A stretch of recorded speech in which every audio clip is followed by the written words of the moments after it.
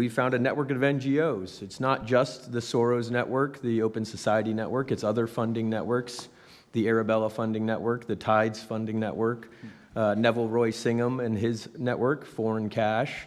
And it's also big left-wing funders. Some of them are not citizens of this country. Mr. Hans-Jörg Wyss of Switzerland.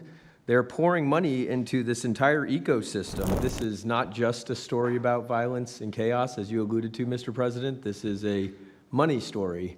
And at the Government Accountability Institute, my colleague and I, Peter Schweitzer and our team, we followed the money, and we followed it to the top of what we call the protest industrial complex, Riot Inc.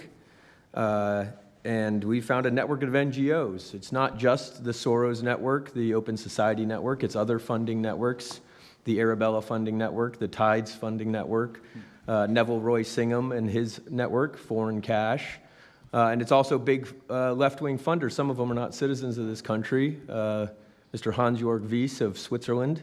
They're pouring money into this entire ecosystem. And so I want to share 3 money facts with you about what we call Riot Inc. Number 1, like any corporation, Riot Inc. has many divisions. It doesn't just have the ANTIFA boots on the ground division. It has PR divisions. It has marketing divisions. It has a very well-funded legal division to get these boots on the ground back on the streets as quickly as possible. But it does have those investors that I mentioned. Number 2, we have identified dozens of radical organizations, not just the decentralized Antifa organizations, but dozens of radical organizations that have received more than $100 million from the Riot Inc. investors. These would be the lawyer groups. These would be the groups that advocate for calling good, honest Americans fascists, et cetera.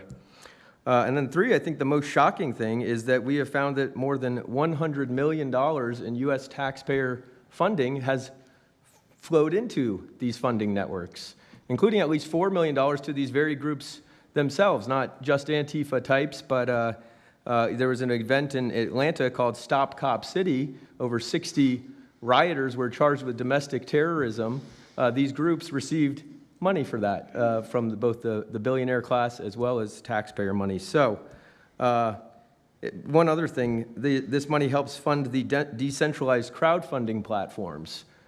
These are ways that Antifa, the John Brown Gun Club of Elm Fork, which had links to that attack on the ICE facility, the Socialist Rifle Association, and just because they don't have LLCs or EIN numbers doesn't mean they can't get paid.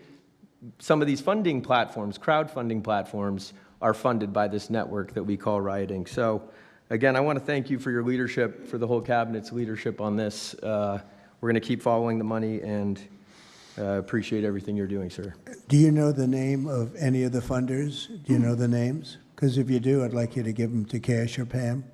Absolutely. Or Christy. Yeah, we'll do that. As soon as you can. That's all of you. Because you probably know the names after a certain period of time. You tend to find out. But these are people that do not have good intention for the country, and that's treasonous probably. So if you could, very important, if you could do that, it would be great. Nobody would know better than you. You'll figure it out. Thank you.